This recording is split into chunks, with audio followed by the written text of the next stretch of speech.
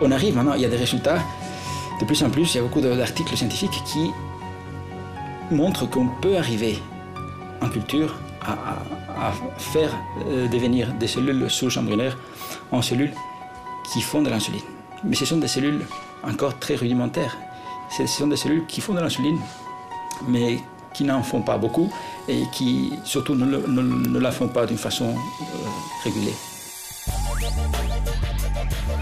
Si l'on parvenait à programmer des cellules souches pour qu'elles puissent fabriquer de l'insuline, cela offrirait un immense espoir aux 150 millions de personnes qui souffrent de diabète à travers le monde. Si on arrive à comprendre comment une cellule se régénère, on pourra avantageusement se servir de cette connaissance pour soigner les maladies qui empêchent le remplacement naturel des cellules par l'organisme. Les cellules souches, qu'elles soient embryonnaires ou adultes, sont devenues le centre de toutes les attentions. On estime qu'elles pourraient pallier certaines déficiences humaines et qu'elles ouvriraient la voie à une nouvelle pharmacopée.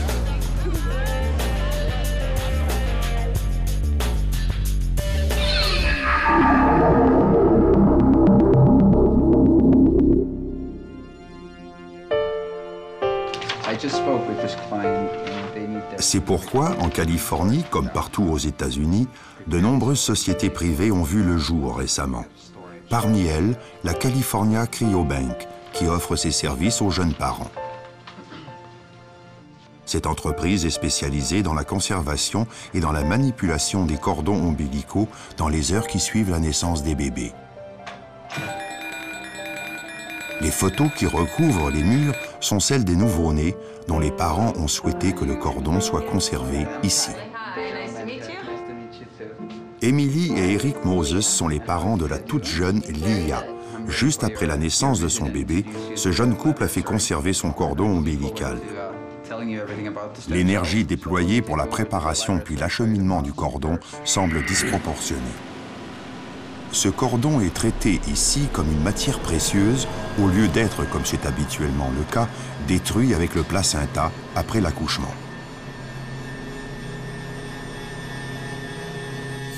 Chez l'humain, on l'a vu, les cellules souches embryonnaires ne sont présentes que jusqu'au 5e jour après la fécondation, puis leur nombre diminue et elles se spécialisent. Malgré tout, certaines demeureront cellules souches chez l'adulte, c'est-à-dire qu'elles resteront capables de générer des types particuliers de cellules, par exemple des cellules de moelle, de peau ou de sang. Bien sûr, les cellules souches de l'adulte sont moins performantes que celles de l'embryon, mais comparées à des cellules ordinaires, elles ouvrent de vastes perspectives. Parallèlement, une source non négligeable de cellules souches subsiste tout au long de la grossesse dans le sang qui navigue entre la mère et le bébé, au cœur du cordon ombilical. Voici donc la raison pour laquelle Emily et Eric Moses ont fait conserver le cordon de la petite Lia. Aujourd'hui, ils sont venus au laboratoire pour mieux comprendre le procédé complexe qui va permettre de conserver les cellules souches sanguines qui étaient présentes dans le cordon ombilical. Ils espèrent tous deux avoir amélioré l'avenir de leur enfant, car ils imaginent qu'un jour les scientifiques auront trouvé la clé de la programmation des cellules souches. Ces cellules de l'espoir dont on imagine qu'elles sauveront un jour les hommes de tous les maux. Kaj Riedman, responsable du laboratoire, est très optimiste. Parmi ces maladies, on compte la leucémie, les maladies du sang, certaines anémies, l'affection des hématies falciformes et la maladie de Fanconi. California Cryobank compte actuellement 3000 clients et notre croissance est de 100% tous les ans car de plus en plus de gens prennent conscience que cela pourrait sauver une vie. Sur les 4 millions de naissances qu'il y a eu aux États-Unis l'année dernière, environ 60 000 parents ont choisi de conserver les cellules souches sanguines du cordon ombilical. Rien ne permet d'affirmer que cette récolte de cordons soit utile, mais elle est porteuse d'espoir. Je ne sais pas si un jour elle nous demandera pourquoi nous avons fait ça. S'il arrive une catastrophe ou si elle développe une maladie, peut-être que la science aura suffisamment évolué pour la sauver.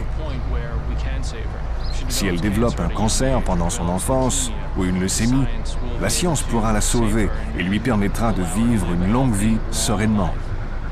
C'est pour ça que nous l'avons fait. Nous pensons que notre gouvernement devrait aussi le faire.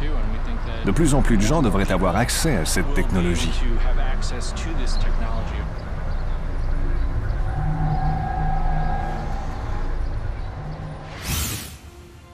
Les cellules souches pourraient être employées pour produire des neurones, des cellules de peau, des tissus cardiaques, etc. Elles contribueraient ainsi à améliorer l'état des patients souffrant en particulier de problèmes coronaires ou de maladies neurodégénératives telles que les maladies de Parkinson ou d'Alzheimer. Cependant, l'origine de ces cellules provoque un vif débat éthique. Certains chercheurs prônent une alternative à l'utilisation des cellules souches embryonnaires.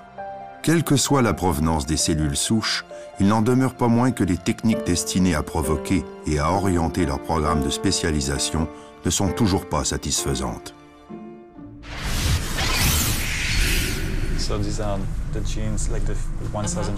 Sue Bryant, professeure à l'université d'Irvine, est convaincue que la mise au point de nouvelles thérapies est imminente. L'espoir dans les années à venir, c'est de comprendre intégralement le processus de régénération et de l'appliquer à l'être humain. La possibilité de fabriquer des cellules souches à la demande est une perspective prometteuse pour l'avenir. Nous pourrions les utiliser pour soigner tous les organes du corps qui sont touchés, si nous savions comment le faire. Dans la nature, un grand nombre d'animaux, comme la salamandre, l'iguane, le mille-pattes, le gecko ou l'orvet, peuvent régénérer des parties amputées de leur corps. La plasticité, c'est-à-dire la capacité des tissus lésés à se reconstituer, reste malgré tout énigmatique. C'est en essayant de comprendre ce phénomène que les scientifiques ont probablement trouvé la voie d'une nouvelle médecine. Je pense que nous devrions être capables de mieux appréhender ce qui fait qu'une cellule souche est une cellule souche. Quelles sont les particularités de sa composition? Pourquoi les cellules souches sont si importantes? Pourquoi nous en avons tous, vous, moi, les planaires? En fait, la survie de presque tous les organismes multicellulaires de la planète dépend des cellules souches. Si nous ne possédions pas de cellules souches, nous ne serions pas là. On a mis beaucoup d'efforts depuis 10 ans, puis je pense qu'on va continuer encore, à essayer de créer des hydres, ce qu'on pourrait appeler transgéniques. Ça veut dire dans lesquels on peut rentrer des constructions, des gènes extérieurs, ce qui nous permettra justement d'analyser la régulation des gènes qui sont impliqués dans la régénération. Et c'est vraiment ça qui nous intéresse beaucoup. Je crois que nous sommes à l'ère de la régénération. Je pense que depuis toujours les gens espèrent. C'est en rapport avec la fontaine de jouvence, l'idée qu'on peut en permanence faire repousser et remplacer des parties du corps. On en rêve depuis longtemps. Ce n'est que très récemment qu'on a compris qu'on avait ce potentiel. Avant, les gens ne croyaient pas que c'était réellement possible.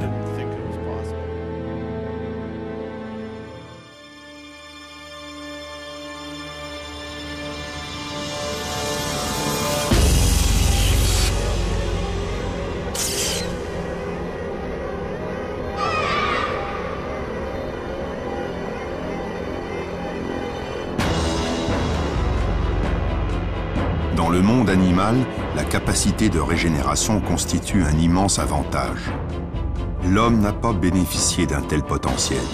C'est donc par l'observation du modèle animal que les chercheurs sont parvenus à mieux comprendre le mode d'emploi de la régénération.